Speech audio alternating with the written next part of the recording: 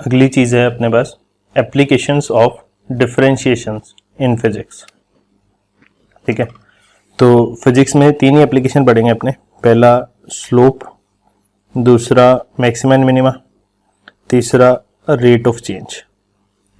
ठीक है, तो सबसे पहले अपने स्लोप की बात कर लेते हैं। स्लोप ऑलरेडी मैं आपको बता चुका हूँ कि कोई भी एक कर्व है, उसके अलग अलग पॉइंट पे स्लोप अलग अलग होगा, और वो कैसे डिफाइंड है, उस पे टेंजेंट का जो स्लोप होगा, जैसे ये वाला पॉइंट मान लिया 2,3 है, तो यहाँ पे स्लोप क्या होगा, पॉइंट का नाम ये रख देते हैं, slope at A will be equal to dy/dx at 2,3। इस पॉइंट का नाम भी रख देते हैं। पॉइंट के कोऑर्डिनेट्स मान लिए 3,5 है, तो इस पॉइंट पे स्लोप कितना होगा, slope eight p will be given by dy/dx। पहले डिफरेंशिएट कर लिया, फिर उसमें पॉइंट 3,5 डाल दिया इस तरीके से। ठीक है, सिमिलरली कोई पॉइंट सी होगा तो उस पर भी इसी तरीके से स्लोप निकाल सकते हैं। ठीक है, तो कुछ एग्जांपल्स देख लेते हैं। एग्जांपल नंबर 1 है, find the slope of the curve y equal to 3x⁴ minus 4x at x equal to 4। तो सबसे पहले स्लोप निकालने के लिए डिफरेंशिएट कर दिया विद रिस्पेक्ट टू x, तो that will be equal to dy/dx of 3x⁴ minus 4x। ठीक है, तो इसका डिफरेंशिएट आएगा 3 × 4 12 x⁴ एक कम 3 माइनस 4 कॉमन आ गया, x का डिफरेंशिएशन 1, तो ये आ गया dy/dx। तो ये स्लोप नहीं है, ये तो जनरल डेरिवेटिव है। ठीक है, दिस इज डेरिवेटिव इस फंक्शन का। लेकिन यदि मुझे स्लोप चाहिए, स्लोप एट x बराबर 4 चाहिए, तो मुझे y कोऑर्डिनेट की तो जरूरत ही नहीं है, तो सीधा सीधा मैं dy/dx eight x equal to 4 डाल रहा हूँ। इस बार मैंने 4, समथिंग यानी y कोऑर्डिनेट क्यों नहीं डाला, क्योंकि y कोऑर्डिनेट की जरूरत ही नहीं है ना, इस एक्सप्रेशन में सिर्फ x ही आ रहा है, तो सिर्फ x डालना है। तो सीधा सीधा मैं क्या करूँगा, इसमें 12x³ में x की जगह पे 4 डाल दूंगा, माइनस 4। मेरा आंसर आएगा 12 × 4 × 4 × 4 64 माइनस 4। तो कितना बनेगा 0 2 8 माइनस 4 यानी 816। This is the slope. ठीक है, स्लोप एट x बराबर 4, ये आपका रिक्वायर्ड आंसर हो गया। ठीक है, एक और question, find the slope of the curve y equal to this at x बराबर 10। तो आपके पास फंक्शन है x-1 अपॉन x-2। इस बार u अपॉन v इस तरीके का फंक्शन है, तो यहाँ पे क्वोशिएंट रूल लगेगा। तो dy/dx निकालने के लिए क्वोशिएंट रूल लगाया, that will be equal to v का स्क्वायर, यानी जो डिनोमिनेटर में लिखा है उसका स्क्वायर, फिर v को छोड़ा। ठीक है, x-1 का डेरिवेटिव यानी u का डेरिवेटिव, तो x-1 का डेरिवेटिव तो 1 - 0 होगा, 1 लिख दिया, माइनस, फिर u को छोड़ा यानी x-1 को छोड़ा, फिर v यानी x-2 का डेरिवेटिव, तो वो आ जाएगा 1 - 0 यानी 1। तुम्हारा आंसर आया x-2 माइनस x, ये मल्टीप्लाई होगा तो +1 हो जाएगा, डिवाइडेड बाय x-2 का होल स्क्वायर, फिर इस x से ये x कट गया, -2 और माइनस +1 मिलके हो गया -1 अपॉन x-2 का whole square. This is not your required answer, this is derivative. ये अगेन डेरिवेटिव आया यानी डिफरेंशिएशन आया, स्लोप नहीं आया। तो स्लोप निकालना है आपको किस पे, एट x बराबर 10 पे। फिर आपने एक्सप्रेशन में चेक किया, एक्सप्रेशन में सिर्फ x ही आ रहा है, तो काम चल जाएगा। तो आप क्या करोगे, सीधा सीधा dy/dx के एक्सप्रेशन में x बराबर 10 पुट कर दोगे, आएगा -1 अपॉन x की जगह 10 डाला, तो 10 - 2 का स्क्वायर, तो ये कितना हो जाएगा, 8 का स्क्वायर 64, -1 अपॉन 64, ये आपका रिक्वायर्ड स्लोप हो गया। This is your required answer. ठीक है, find the slope of the tangent to the curve. ठीक है, this curve at the point whose x coordinate is 2, तो x बराबर 2 है।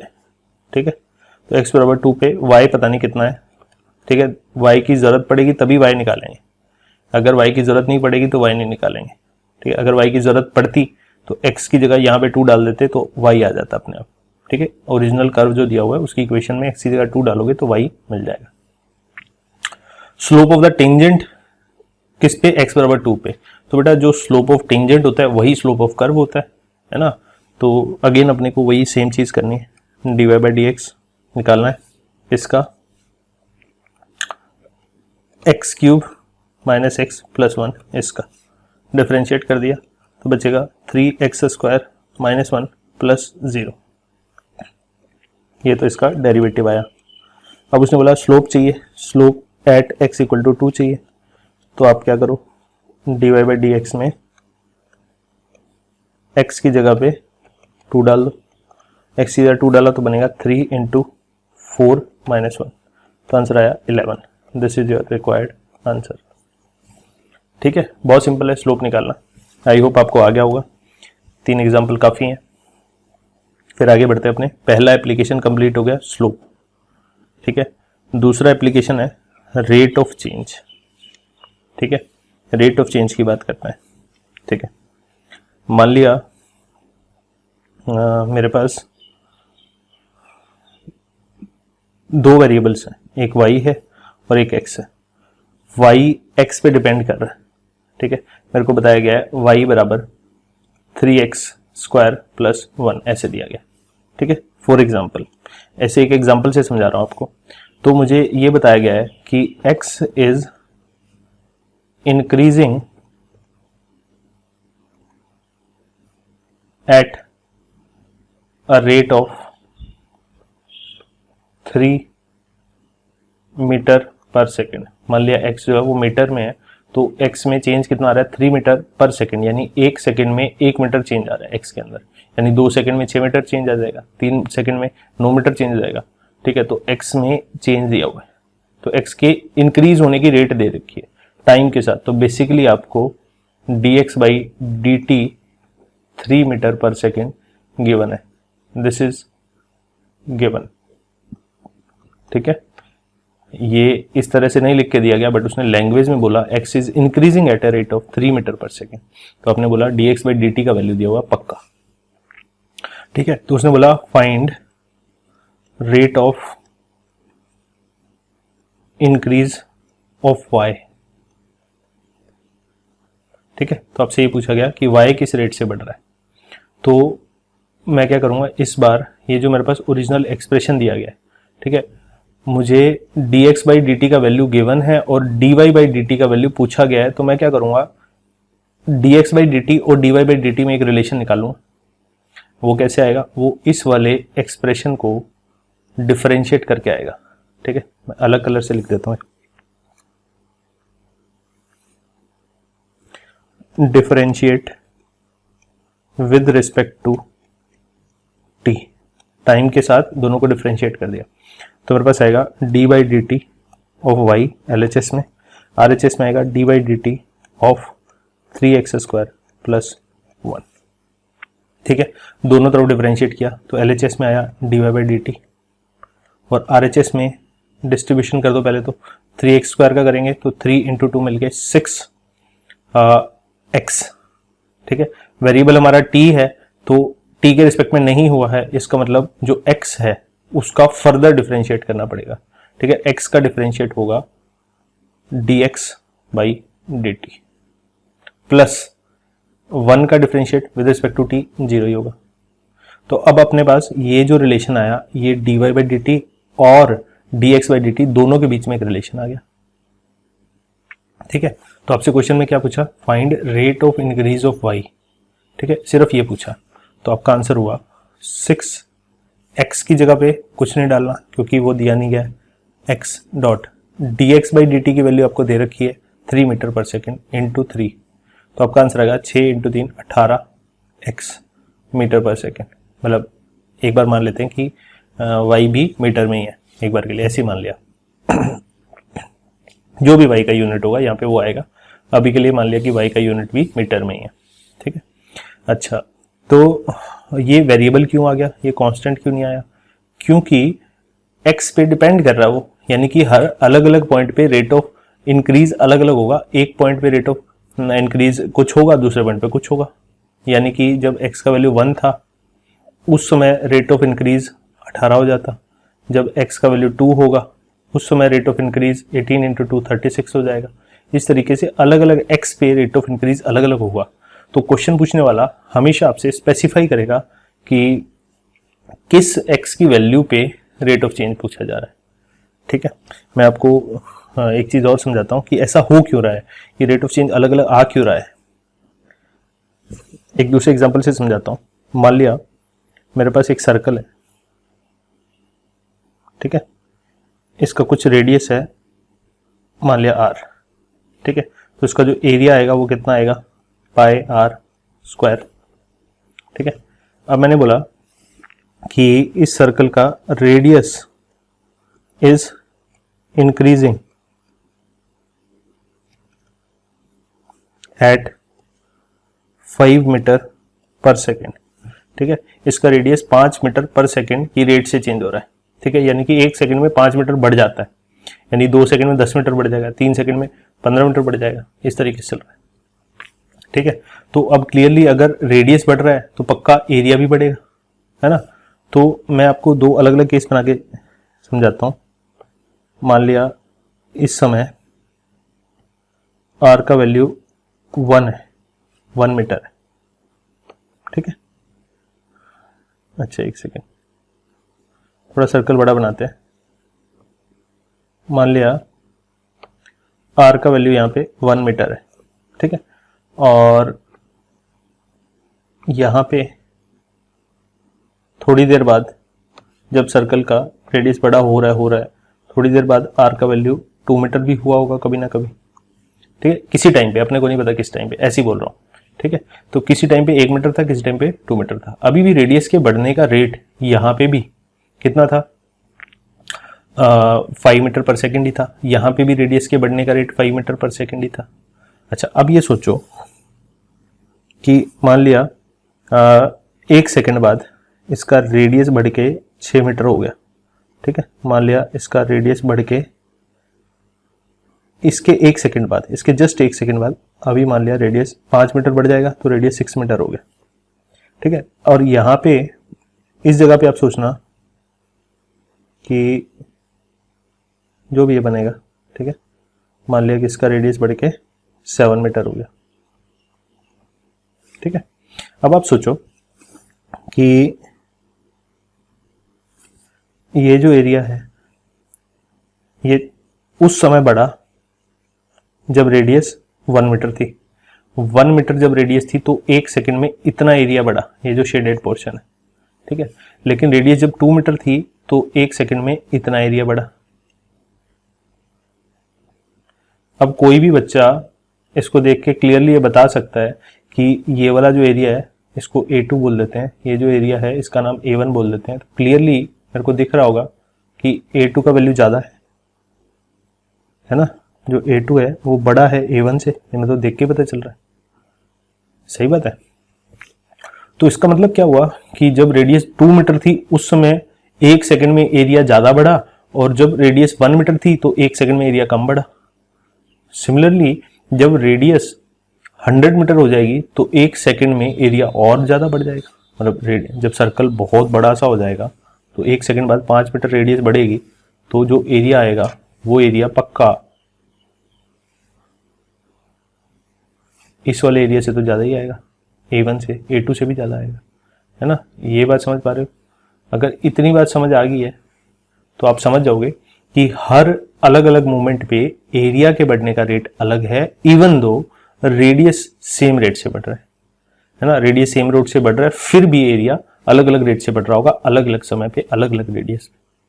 तो इसीलिए जब आपको पूछा जा रहा है कि dA/dt बताओ, ठीक है, dA/dt बताओ, तो हमेशा आपको बताया जाएगा कि किस समय बताना है। जब r का वैल्यू 1 मीटर था तब बताना है, या फिर r बराबर 3 मीटर था उस समय rate of change of area बताना है, इसलिए क्योंकि वो अलग अलग होगा हर जगह पे। ठीक है, अच्छा, तो यहाँ पे कोई पूछे कि dA/dt कितना होगा, तो यहाँ पे तो पहले डिफरेंशिएट कर दो। dA/dt will be equal to, pi तो कांस्टेंट है बाहर आ गया, फिर आर स्क्वायर का डिफरेंशिएट हो जाएगा 2r डॉट फिर r का चेन रूल से dr बाई dt, क्योंकि अपने को डिफरेंशिएट करना है विद रिस्पेक्ट टू t। तो ये आ गया। अब देखो 2 पाई तो कांस्टेंट है, dr बाई dt का वैल्यू आपको गिवन है क्वेश्चन के अंदर, यही dr बाई dt का वैल्यू है, ठीक है, वो 5 दिया हुआ है आपको, तो इसकी जगह 5 डाल दोगे, बट आपको r का वैल्यू फिर से स्पेसिफाई करना ही पड़ेगा। तो अगर किसी ने बोला मुझे rate of change of area चाहिए कब, एट r बराबर से 1 मीटर, r बराबर 1 मीटर पे चाहिए, तो मेरा आंसर होगा 2 पाई, r की जगह मैं 1 मीटर डालूंगा 1, dr बाई dt की जगह मैं 5 मीटर पर सेकेंड डालूंगा, ठीक है, 1 यूनिट के साथ डाल देते हैं, dr बाई dt हो गया 5 मीटर पर सेकेंड, ठीक है। अच्छा, तो मल्टीप्लाई किया तो कितना हो गया 2 और ये मिलके 5, 10 पाई, मीटर मीटर मिलके मीटर स्क्वायर पर सेकेंड। देखो ये 10 पाई मीटर स्क्वायर एरिया बढ़ रहा होगा हर एक सेकेंड के बाद, ठीक है। कब, जब रेडियस 1 मीटर होगी उस समय। अगर रेडियस यहाँ पे 2 मीटर होती तो 20 पाई हो जाता, 3 मीटर होती तो 30 पाई हो जाता। तो मतलब अलग अलग रेडियस पे अलग अलग rate of increase of area होगा, ठीक है। तो कुछ क्वेश्चन प्रैक्टिस कर लेते हैं इसके ऊपर। पहला क्वेश्चन है, the radius of the circle is increasing uniformly at the rate of 3 centimetre per second. तो आपको basically dr by dt given है, that is 3 centimetre per second. Find the rate at which the area of the circle is increasing, ठीक है। तो आपको dA by dt पूछा है, ठीक है, क्या होगा dA बाई dt क्या होगा कब, व्हेन रेडियस इज 10 सेंटीमीटर, जब r का वैल्यू 10 सेंटीमीटर होगा तब। तो पहले तो सर्कल है, तो सर्कल के एरिया और स्टेप 1 में हमेशा क्या लिखना है, स्टेप 1 में जो दो वेरिएबल हैं एरिया और रेडियस, उन दोनों के बीच में रिलेशन लिखना है।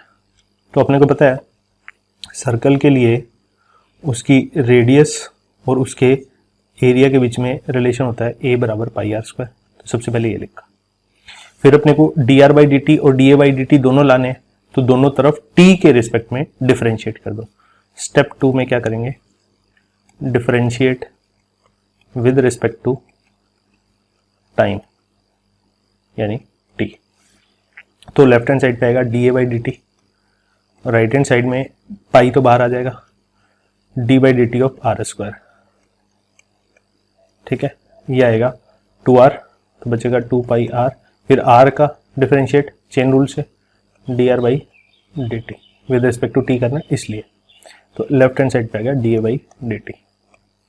अच्छा, अब आपको क्या निकालना है, r बराबर 10 पे निकालना है, तो आप लिखोगे dA by dt at r बराबर 10 will be equal to 2 pi into r की जगह 10 सेंटीमीटर, और dr बाई dt का वैल्यू तो कांस्टेंट है, वो तो क्वेश्चन में दिया गया है, वो है 3 centimetre per second.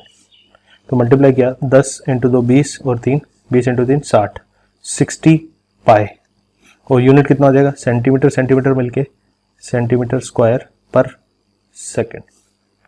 This is your required answer, ठीक है। मेरे ख्याल से आपको समझ आ गया। स्टेप 1, स्टेप 2, ठीक है, ये स्टेप 3, इसको स्टेप 3 बोल देते हैं। तो स्टेप 1 में हमेशा उन दो वेरिएबल्स के बीच में रिलेशन पूछना है, जिनमें से एक का रेट ऑफ चेंज, रिलेशन लिखना है जिसमें से एक का रेट ऑफ चेंज गिवन है और दूसरे का रेट ऑफ चेंज पूछा गया है, ठीक है। नेक्स्ट एक और क्वेश्चन में प्रैक्टिस करते हैं। A stone is dropped into a quite lake, ठीक है, वेव्स मूव इन सर्कल्स, ठीक है, at the speed of 5 centimetre per second. तो जैसे किसी ने पानी में पत्थर फेंका, ठीक है, तो पत्थर फेंकने के बाद पानी में ये जो वेव्स बनी, ठीक है, पानी में आपको पता है वेव्स बनती हैं गोल गोल पत्थर फेंकने पे, वो वेव्स इस पत्थर से दूर की तरफ ट्रेवल कर रही हैं। किस रेट से ट्रेवल कर रही हैं, 5 सेंटीमीटर पर सेकेंड की रेट से ये दूर जा रही हैं। तो दूर जाने का मतलब क्या है, सेंटर से जहाँ पत्थर गिराया गया वहाँ से दूर जा रही हैं लगातार। तो इस तरीके से सर्कल का रेडियस बढ़ता चला जा रहा है ना। तो बेसिकली रेडियस बढ़ने का रेट दिया हुआ है, तो आपको बेसिकली इस सर्कल का अगर मैं रेडियस r मान लूँ तो r वेरी कर रहा है यहाँ पे, तो आपको दिया गया है कि आर के बढ़ने का रेट कितना है, इनडायरेक्टली वो बोला गया है 5 सेंटीमीटर पर सेकेंड, ठीक है, at the speed of 5 centimetre per second. अगली चीज क्या बोली है, at the instant when the radius of the circular wave is 8 centimetre, ठीक है, जब आर का वैल्यू 8 सेंटीमीटर था, जिस समय सर्कल का रेडियस 8 सेंटीमीटर था, उस समय how fast is the enclosed area increasing, तो यानी उस समय एनक्लोज्ड एरिया किस रेट से बढ़ रहा है, तो उसको अपन D A by D T से लिखेंगे। तो D A by D T पूछा है आपसे कब, व्हेन आर बराबर 8 सेंटीमीटर गिवन है, इसका वैल्यू पता करना है। अगेन फिर सर्कल है और उसकी रेडियस है, सर्कल और उसकी रेडियस के बीच में रिलेशन हमेशा क्या होता है, ए बराबर पाई आर स्क्वायर। डिफरेंशिएट फिर से सेम तरीके से टाइम के रिस्पेक्ट में करेंगे, क्योंकि अपने को D A by D T और D R by D T लाना है। तो D A by D T बराबर ये आएगा 2 pi R dot D R by D T, इस तरीके से। D R by D T का वैल्यू कॉन्स्टेंट है, गिवन है, इसका वैल्यू पता करना है। आर का वैल्यू आपको दे रखा है, आर बराबर 8 पे पता करना है। तो D A by D T when r was 8 centimeter will be equal to 2 into pi into 8 into dr by dt का वैल्यू है 5 सेंटीमीटर पर सेकेंड, और ये भी 8 सेंटीमीटर है, इस तरीके से। तुम्हारा आंसर कितना होगा, 16 इंटू 5 कितना हो जाएगा, 80 पाई सेंटीमीटर स्क्वायर पर second. This is your required answer, ठीक है। काफी सारे क्वेश्चन प्रैक्टिस करेंगे इसके ऊपर ताकि कॉन्सेप्ट पक्का हो जाए। ध्यान से देखना, अच्छा क्वेश्चन है ये। A man of height 2 metres walks at a uniform speed of 5 kilometre per hour away from a lamp post which is 6 metre high, ठीक है। तो मान लिया अपने पास, पहले तो फिगर बनाओ फिर ही कहानी समझ आएगी। इस फिगर के यहाँ टॉप पे यहाँ पे एक लैंप पोस्ट है, लैंप है, ठीक है। यहाँ पे मान लिया एक बल्ब है, ठीक है, ये बल्ब है यहाँ पे, और इसकी हाइट कितनी है, 6 मीटर्स ये दिया हुआ है, और ये मान लिया ग्राउंड है,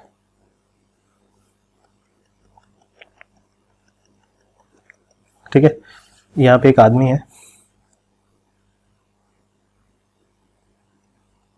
वो इस डायरेक्शन में जा रहा है। कैसे पता चला, ये आपको गिवन है, क्वेश्चन में बोला गया कि वो walks at a uniform speed 5 kilometre per hour, तो ये 5 किलोमीटर पर आवर की स्पीड से आगे बढ़ रहा है, ठीक है। तो 5 किलोमीटर पर आवर की स्पीड से आगे बढ़ रहा है। उसकी हाइट आपको दे रखी है, इस आदमी की हाइट आपको दे रखी है 2 मीटर्स, 2 मीटर, ठीक है। 5 किलोमीटर पर आवर की स्पीड से आगे जा रहा है। Find the rate at which the length of his shadow increases. अच्छा, ठीक है, तो कैसे करेंगे देखना जरा। अगर ये लैंप है और ये आदमी है तो उसकी शैडो कहाँ बन रही होगी, आप सोचना जरा। शैडो की लेंथ ये इतनी होगी यहाँ पे, है ना। ये वाली बात तो कोई भी समझ पा रहा है। तो अपने पॉइंट्स के नाम लिख देते हैं। ये जो आदमी है, इस आदमी की जगह पे मैं ऐसे एक डंडा बना देता हूँ, ठीक है। ध्यान रखना, ये जो एरो है ये आदमी है, ठीक है। आदमी का ये सिर है और इसके पाँव है, ठीक है। थोड़ी एक्यूरेसी बढ़ाने के लिए मैंने ऐसा बना दिया। अच्छा, अब आप सोचो,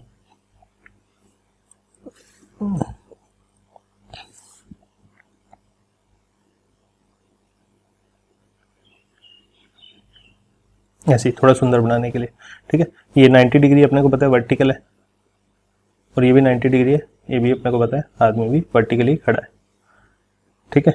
अच्छा, फिर बोला क्या गया, बोला क्या गया है कि आपसे ये पता करना है कि शैडो का, ये जो शैडो है इसका लेंथ किस रेट से बढ़ रहा है। अगर आदमी आगे जाएगा, सोचो आप, थोड़ी देर बाद मान लिया आदमी यहां पहुंच गया, ठीक है। अब आप सोचो,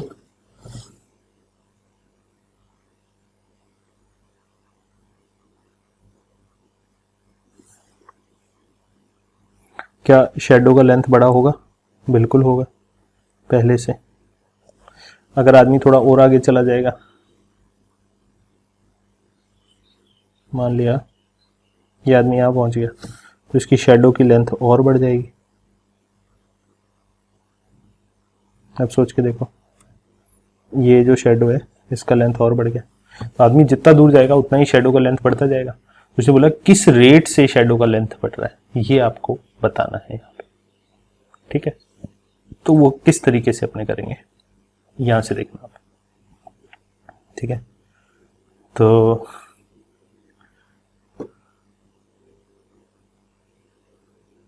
यहां से मान लिया इस पॉइंट से, इन पॉइंट्स के नाम रख देते हैं, इस पॉइंट का नाम ए, इस पॉइंट का नाम बी, इस पॉइंट का नाम सी, इस पॉइंट का नाम डी और इस पॉइंट का नाम ई, इस तरीके से, ठीक है।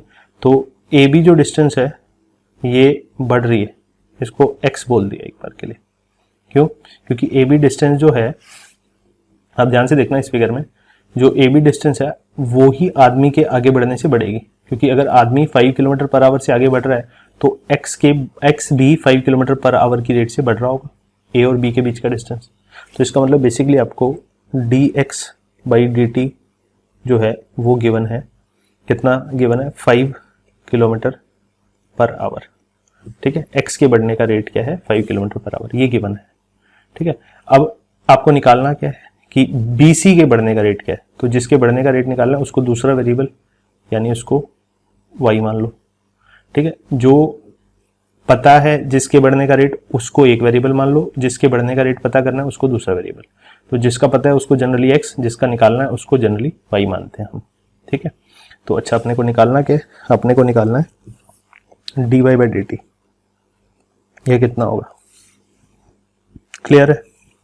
अच्छा, अब अपना काम क्या है, अपना काम है कुछ भी यूज करके इस x और y दोनों के बीच में एक रिलेशन निकालना, ठीक है।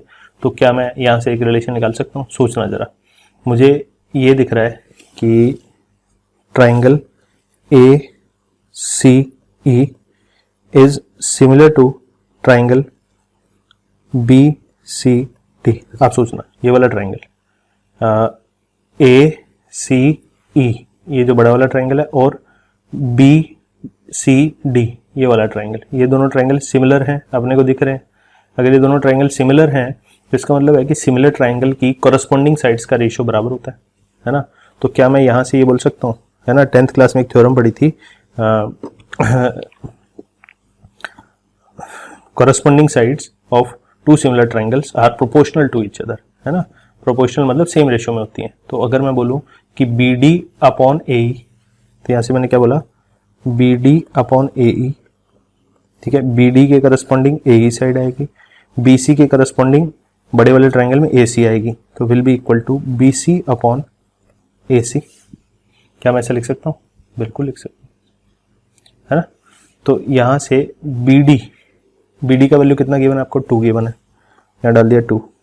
AE का वैल्यू कितना गिवन है, 6 बराबर, BC का वैल्यू कितना गिवन है, BC का वैल्यू y, और AC का वैल्यू कितना हो जाएगा, x प्लस y पूरा, है ना। तो आ जाएगा x प्लस y। तो उसको अगर क्रॉस मल्टीप्लाई करूं तो आएगा 2x प्लस 2y बराबर 6y। तो यहाँ से मैं बोल सकता हूँ 2x बराबर 4y, है ना, या फिर x बराबर 2y, ठीक है। इस रिलेशन को ऊपर करके लिख देता हूँ, मेरे पास ओवरऑल x और y में एक रिलेशन आ गया, x बराबर 2y। ये रिलेशन बड़ा काम का है। कैसे, क्योंकि अगर मुझे dx/dt और dy/dt दोनों लाने हैं तो मैं इसी एक्सप्रेशन को डिफरेंशिएट करूंगा विद रिस्पेक्ट टू t। तो मेरे पास आएगा LHS में dx/dt बराबर 2 टाइम्स dy/dt। यस, अब मुझे dy/dt पता करना है, dx/dt मुझे गिवन है, उसका वैल्यू 5 है। तो यहाँ से 5 बराबर, इसकी जगह 5 डाल दिया, 2 times dy/dt।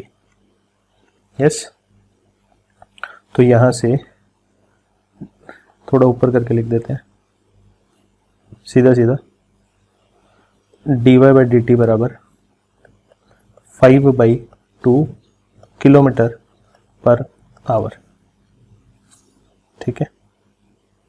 This is your required answer. अब कोई बच्चा बोले कि सर यहाँ पे किलोमीटर पर आवर में है और यहाँ पे ये मीटर में यूज़ किया हुआ है, तो गड़बड़ नहीं हो जाएगा? तो उसका आंसर है कि बेटा फ़र्क नहीं पड़ा, क्योंकि BD भी मीटर में है, AE भी मीटर में है, ठीक है। तो BD और AE दोनों मीटर में, तो मीटर से मीटर कैंसिल हो गया। तो अगर मैं यहाँ पे रेशो ले रखा है तो रेशो लेने से यूनिट अपने आप कैंसिल हो गया। सिमिलरली यहाँ पे भी चाहे मैं मीटर में लूँ चाहे किलोमीटर में लूँ, तो ऊपर नीचे BC और AC, ठीक है। अगर मैंने X और Y दोनों ही किलोमीटर में ले रखे हैं तो भी कैंसिल आउट हो जाएगा, मीटर में ले रखे होंगे तब भी कैंसिल आउट हो जाएगा।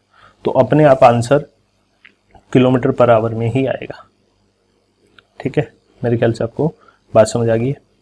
सबसे पहले स्टेप पे क्या करना होता है, अगर फिगर नहीं दिया हो तो फिगर बन सकता है तो फिगर बनाओ, ठीक है। दूसरे स्टेप में हमेशा क्या करना है, जो वेरिएबल गिवन है और जिस वेरिएबल की रेट ऑफ चेंज लानी है उन दोनों के बीच में एक रिलेशन लिखना है। तो ये रिलेशन हमने congruency of these two triangle यानी similarity of these two triangle से लिख लिया। तो एक थ्योरम हमें पता था तो इन दोनों के बीच में एक रिलेशन लिख लिया, ये रिलेशन आ गया। इसी को डिफरेंशिएट करके हमने dx by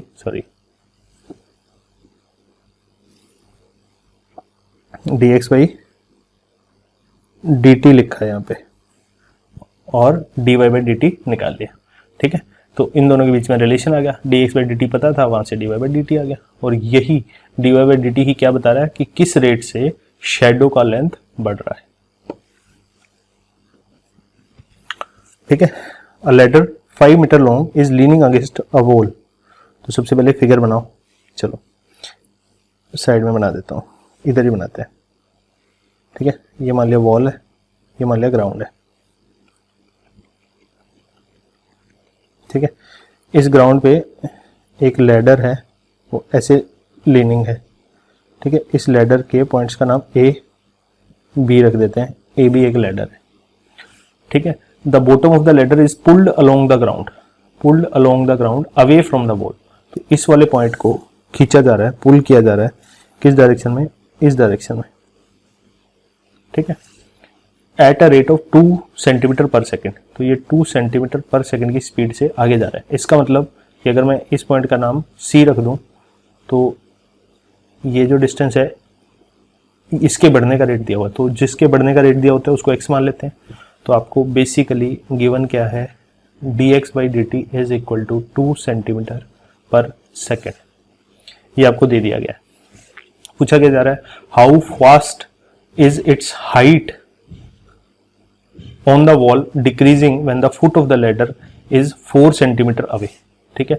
जिस समय x का वैल्यू 4 सेंटीमीटर होगा, यानी ये फुट ऑफ द लैडर यानी ये पैर, ये फुट ऊपर से नीचे तक, ये सबसे नीचे वाला जो होगा इसको बोलेंगे फुट ऑफ लैडर।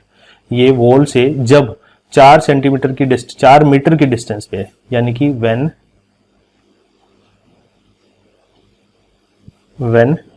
x बराबर 4 मीटर है, उस समय पे find rate of change of AC, यानी AC का एक बार के लिए नाम हम y रख देते हैं। तो आपको dy by dt पता करना है, ठीक है। और लैडर का लेंथ आपको 5 मीटर गिवन है, ये क्वेश्चन में दे रखा है 5 मीटर लॉन्ग। अच्छा, अब x और y में एक रिलेशन तो सीधा सीधा पाइथागोरस से लिख सकते हैं, है ना। सबसे पहले स्टेप में मैंने क्या बोला था, स्टेप 1 में x और y के बीच में एक रिलेशन लिखना है, तो ये तो अपने को दिख रहा है पाइथागोरस से। x square plus y square बराबर 5 का स्क्वायर हो जाएगा, तो x square plus y square बराबर 25। अच्छा, अब ये इम्प्लिसिट फंक्शन जैसा बन गया, निकालना अपने को dy by dt है, तो अपने क्या करें, दोनों तरफ t के रिस्पेक्ट में डिफरेंशिएट करेंगे, दोनों तरफ t के रिस्पेक्ट में डिफरेंशिएट करेंगे। तो स्टेप 2 में differentiate both sides with respect to t। तो dy by dt of x square plus y square बराबर dy by dt ऑफ 25।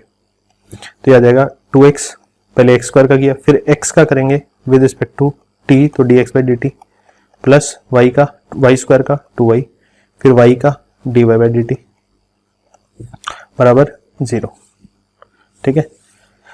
अच्छा, जब x बराबर 4 मीटर है, ठीक है, तो यहां से अपने को निकालना क्या है, dy by dt निकालना है, ये आपको पता करना है। dx by dt आपको गिवन है, dx by dt का वैल्यू है 2 सेंटीमीटर पर सेकेंड, x का वैल्यू आपको दिया हुआ है 4 मीटर, बट y का वैल्यू अभी भी आपको नहीं पता, ठीक है। तो y का वैल्यू कैसे पता करेंगे, y का वैल्यू पता करने के लिए इस रिलेशन का यूज करेंगे। जिस समय x का वैल्यू 4 है तो वो 4 यहाँ डाल दो, 16 प्लस वाई स्क्वायर बराबर 25। उस समय अपने आप वाई का वैल्यू आ जाएगा, तो यहाँ से वाई स्क्वायर बराबर कितना आएगा 9, तो यहाँ से वाई का वैल्यू आ गया 3। नेगेटिव तो हो नहीं सकता, इसीलिए वाई का वैल्यू 3। एक्स किस में था, मीटर में था, तो वाई भी मीटर में ही आया है, 3 मीटर ये आ गया। ठीक है, अब अपने को वाई का भी वैल्यू पता चल गया, तो D Y by D T आ सकता है, यस। अब इसको सिंप्लीफाई कर लेते हैं, या फिर इसी में डायरेक्ट वैल्यूज डाल दो। 2 इंटू एक्स का वैल्यू कितना है, एक्स का वैल्यू आपको दे रखा है, जब एक्स 4 मीटर होगा तब पता करना है, तो एक्स की जगह डाला 4 metre, dot d x by D t, sorry d x by D T का वैल्यू पता है अपने को कितना है, 2 सेंटीमीटर पर सेकेंड, तो 2 सेंटीमीटर पर सेकेंड। ठीक है, प्लस 2 इंटू वाई का वैल्यू हमने निकाल लिया 3, dot d Y by D t आपको पता करना है, बराबर 0। ठीक है, अब चाहो तो सब कुछ सेंटीमीटर में बदल लो, है ना, और क्योंकि ये भी 3 मीटर है, एक सेकेंड, चाहो तो सब कुछ सेंटीमीटर में बदल लो, चाहो ऐसे ही आंसर निकाल लो। ठीक है, जैसे 4 मीटर को सेंटीमीटर में बदलूंगा तो 400 मीटर हो जाएगा, या फिर विद यूनिट ही दूसरी साइड ले जाओ, तो मैं विद यूनिट वाला तरीका बता रहा हूं आपको, एक बार दोबारा से देखना, इसको नेक्स्ट पेज पे लिख रहा हूं।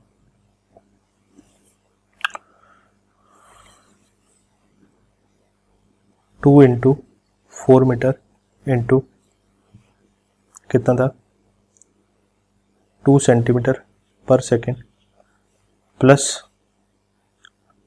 2 into 3 metre into d Y by D T बराबर 0, ऐसा था।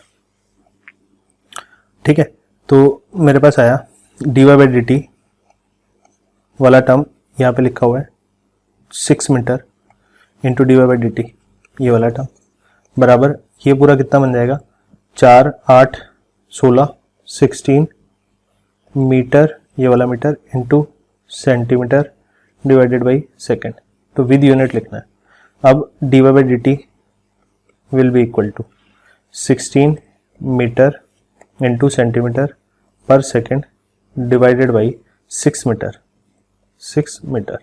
अब देखना ये मीटर से मीटर चला गया और ये 6 से काटा तो ये 2 से कट रहा है, 8 नीचे 3, तो बचेगा 8/3 सेंटीमीटर पर सेकेंड। ये आ गया आपका d Y by D t at x बराबर 4 एंड वाई बराबर 3। ठीक है, this is your required answer. चलो आगे बढ़ते हैं फिर।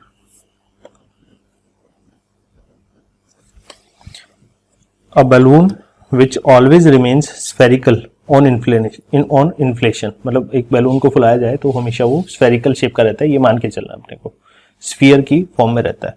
ठीक है, is being inflated by pumping in 900 cubic centimeter of gas per second।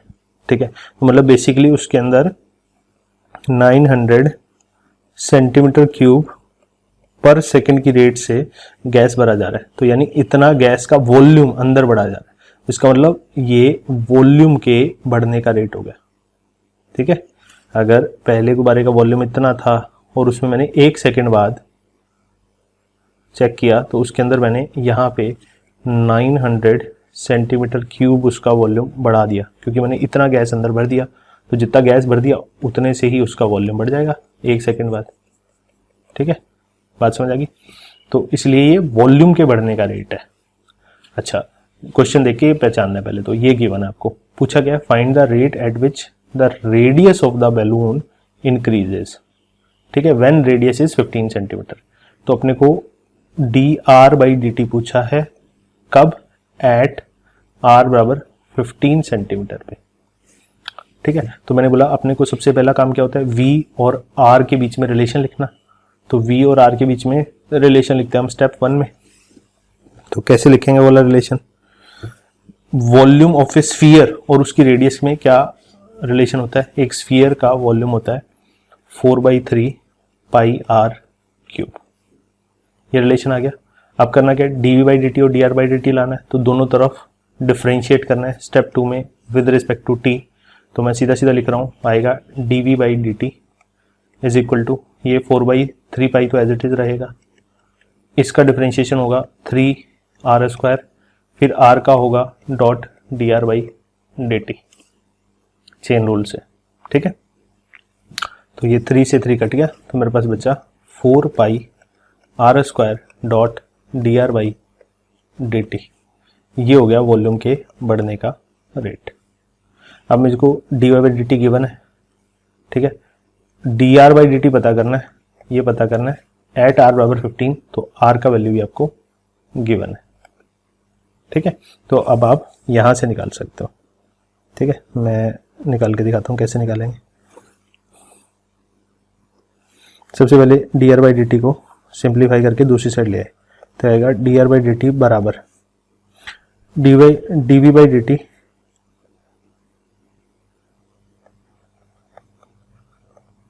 Into इसके मल्टीप्लाई में 1 में ये नीचे चला जाएगा, 1 में 4πr²।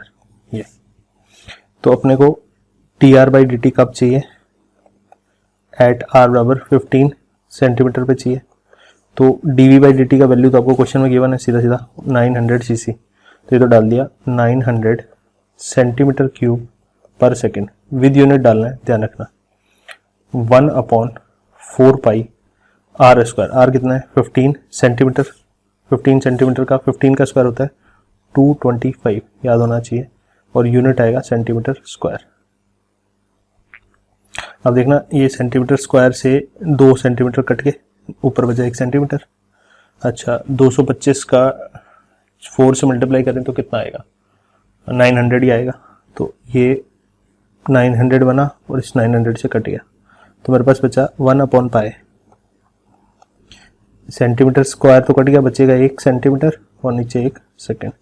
तो ये आ गई rate of increase of radius 1/π centimetre per second. This is your required answer,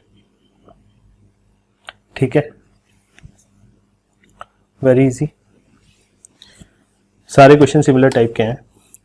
a particle moves along this path, मतलब ये पार्टिकल का ट्रेजेक्ट्री दे रखा है, ठीक है, मतलब 6y is equal to x³ + 2, ठीक है। Find the points on the curve at which the y coordinate is changing 8 times as fast as the x coordinate, मतलब dy/dt जो है वो 8 टाइम्स फास्टर बढ़ रहा होगा dx/dt से, ये दिया हुआ है क्वेश्चन में, ठीक है। तो अपने को वो वाले पॉइंट पता करने हैं जहां पे dy/dt dx/dt का 8 टाइम्स है। तो कैसे पता करेंगे, सबसे पहले तो ये जो ओरिजिनल इक्वेशन लिखा हुआ है 6y इज इक्वल टू, थोड़ा साइड में लिखते हैं यार, 6y is equal to x³ + 2, ये जो लिखा हुआ है सबसे पहले इसको डिफरेंशिएट करते हैं विद रिस्पेक्ट टू t, तो आएगा 6 dy/dt is equal to 3x², x³ का करा तो 3x², फिर x का करा विद रिस्पेक्ट टू t, तो dx/dt + 2 का 0, इसको भूल जाते हैं, ठीक है। ये 3 इस 6 से कट जाएगा, तो मेरे पास आएगा dy/dt और इस 2 को उधर भेज दो, बराबर x²/2 dx/dt, ठीक है। अब उसने बोला कि ये dy/dt जो है वो dx/dt का 8 टाइम्स होना चाहिए। या तो आप सीधा सीधा देख सकते हो कि x²/2 का वैल्यू 8 होना चाहिए यहाँ से कंपेयर करके, या फिर आप ये कर सकते हो कि dy/dt की जगह उठा के 8 टाइम्स, इसको इक्वेशन नंबर 1 बोल देते हैं, ये उठा के यहाँ पे डाल दो। तो अगर मैंने dy/dt की वैल्यू 1 से उठा के 2 में डालूंगा तो मेरे पास आएगा 8 टाइम्स dx/dt, ठीक है, बराबर x²/2 डॉट dx/dt। अब क्लियरली यहाँ से dx/dt तोड़ गया, तो मेरे पास बचा x² बराबर 16, तो x बराबर ±4, तो x की 2 वैल्यूज मिली मुझे, ठीक है। तो पॉइंट्स पूछे उसने, क्वेश्चन में क्या पूछा, find the points on the curve. तो पॉइंट्स का मतलब होता है उनके x कोऑर्डिनेट और y कोऑर्डिनेट दोनों बताओ। तो अभी तो मुझे सिर्फ x कोऑर्डिनेट मिला है, तो x बराबर 4 होगा एक पॉइंट और एक होगा x बराबर -4, तो मुझे y कोऑर्डिनेट भी निकालना है। तो मैं कैसे निकालूंगा, वाई कोऑर्डिनेट निकालने के लिए x बराबर 4 मैं पहले ओरिजिनल एक्सप्रेशन में डाल दूंगा। हमारे पास आएगा y बराबर 4 का क्यूब प्लस 2 अपॉन 6, ठीक है। और x बराबर -4 के करस्पॉन्डिंग y क्या आएगा, y बराबर -4 का क्यूब प्लस 2 अपॉन 6। तो कितना बनेगा 64 प्लस 2 66 अपॉन 6, तो यानी ये तो आ गया 11। और ये कितना बनेगा, ये बनेगा 64 माइनस का 64 प्लस 2, तो माइनस का 62 अपॉन 6 ये बनेगा। और ये आ जाएगा 31/3, काटने पे 2 से कट गया माइनस का, है ना, माइनस का 31/3। तो 4 के करस्पॉन्डिंग y का वैल्यू 11 आया, तो एक पॉइंट तो मिला 4,11, ठीक है। और -4 के करस्पॉन्डिंग y का वैल्यू आया -31/3, तो दूसरा पॉइंट हो गया -4, -31/3। तो इन दोनों पॉइंट्स पे y के बढ़ने का जो रेट होगा वो x के बढ़ने के रेट का 8 टाइम्स होगा। कहाँ पे, कर्व के ऊपर ये जो 2 पॉइंट्स होंगे। यानी कि अगर मैं ऐसे समझाऊं तो ये जो पॉइंट है, इस पॉइंट के कोऑर्डिनेट मान लिया 4,11 है, और कोई और एक और पॉइंट है -4, -31/3। तो इन दोनों पॉइंट्स पे जो dy/dt होगा इन दोनों ही पॉइंट्स पे वो dx/dt का 8 टाइम्स होगा, ठीक है। ये हमने कैलकुलेट कर लिया। अगर किसी बच्चे को डाउट रह गया तो एक बार दोबारा से पीछे जाके रिवाइंड करके देखो, है ना, अगर अच्छे से नहीं समझ में आया तो। और फिर भी कोई डाउट रह गया तो कमेंट सेक्शन में लिख सकते हो या टेलीग्राम चैनल पे जाके पूछ सकते हो। एक और क्वेश्चन कर लेते हैं। A car starts from a point P at a time t बराबर 0, ठीक है। t बराबर 0 पे मान लिया कोई कार है, वो एक पॉइंट P पे खड़ी थी। कब, एट t बराबर 0। फिर उसने क्या बोला, and stops at point Q, तो वो चल रही थी, ठीक है। वो चलते चलते जाके किसी पॉइंट Q पे पहुंची और जाके रुक गई, ठीक है।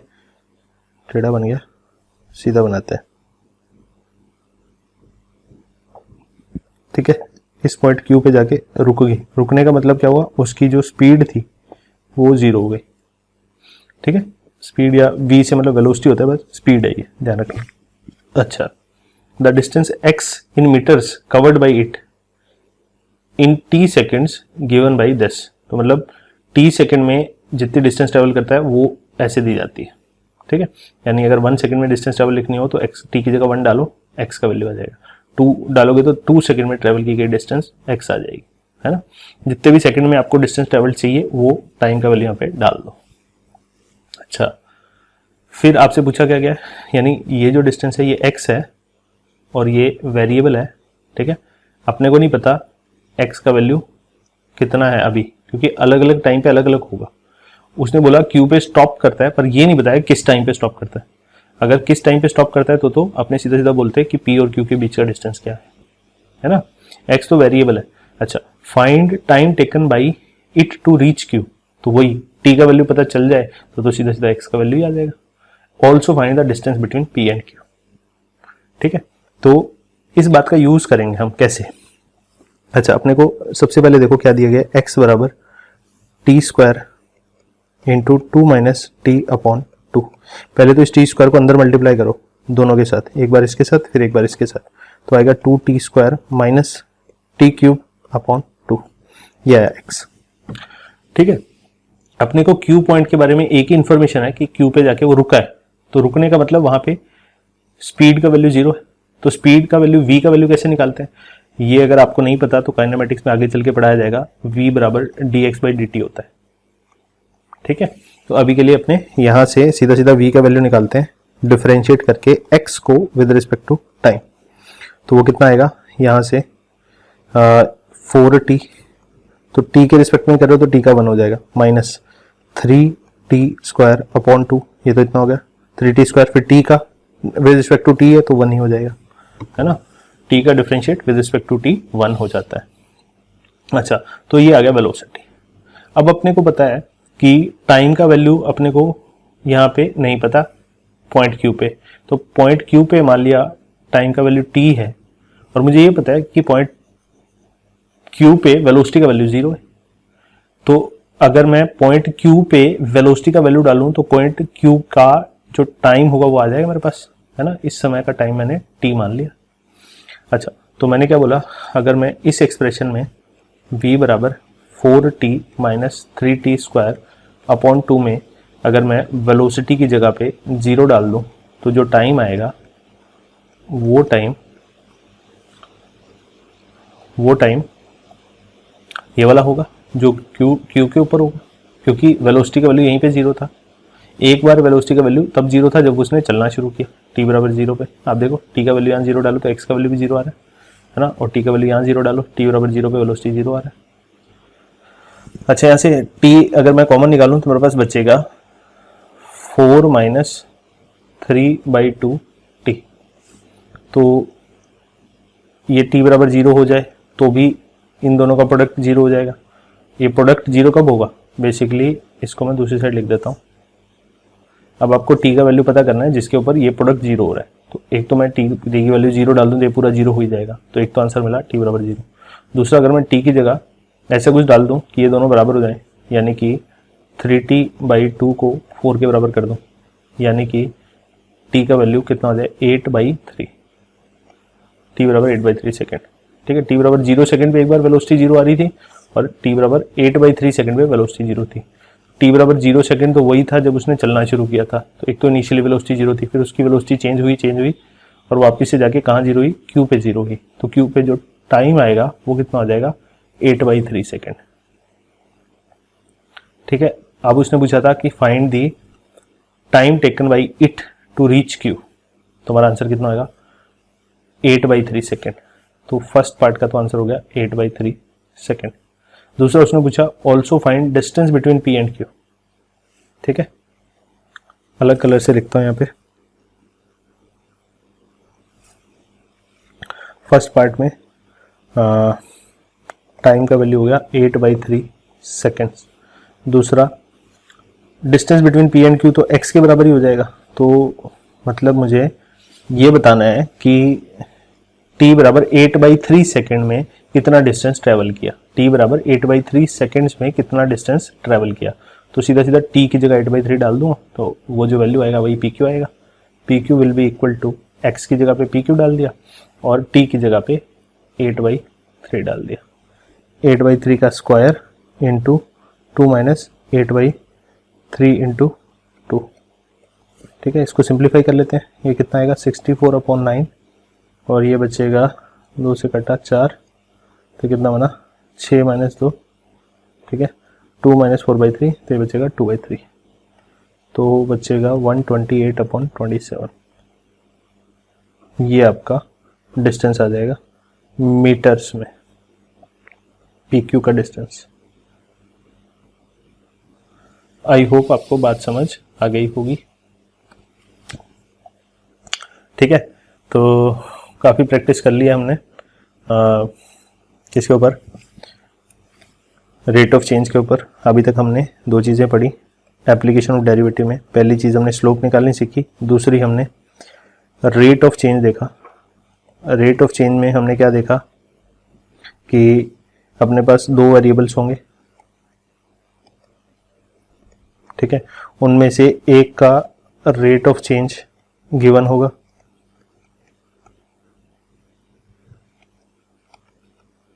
और दूसरे का रेट ऑफ चेंज आपको निकालना होगा। Rate of change of second वो रिक्वायर्ड है, वो आपको चाहिए, निकालनी है। ठीक है, तो पहले वेरिएबल का नाम अगर मैं x रख दूं, दूसरे वाले वेरिएबल का नाम अगर मैं y रख दूं, तो बेसिकली मुझे dx/dt गिवन है और dy/dt मुझे पता करना है। तो मैं सबसे पहले क्या करूँगा, स्टेप 1 में y और x में एक रिलेशन लिखूँगा, फिर उसको स्टेप 2 में डिफरेंशिएट करूँगा विद रिस्पेक्ट टू t। ठीक है, स्टेप 3 में मैं dy/dt का वैल्यू एट जो भी आपको टाइम दिया होगा वो मैं कैलकुलेट कर लूँगा फॉर्मूला में वैल्यू डाल के, ठीक है। जो मेरे पास dy बाई डी टी और dx बाई डी टी में रिलेशन आएगा उसके अंदर dx बाई डी टी और t का वैल्यू डाल के वैल्यूज निकाल लूँगा, ठीक है। ये चीज़ें अभी तक हमने कवर कर ली हैं यहाँ तक। लास्ट और आखिरी एप्लीकेशन जो फिजिक्स में हम देखेंगे वो है मैक्सिमा एंड मिनिमा।